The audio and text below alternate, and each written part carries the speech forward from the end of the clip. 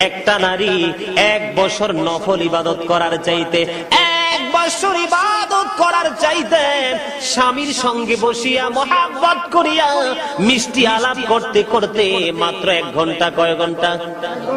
মাত্র 1 ঘন্টা। কোন নারী যদি, কোন স্ত্রী যদি মনে করে আমার স্বামী আমার সব, আমার স্বামী আমার সব, আমার স্বামী দুনিয়ার নেয়ামত আখিরাতের নেয়ামত, ঠিক কিনা বলেন?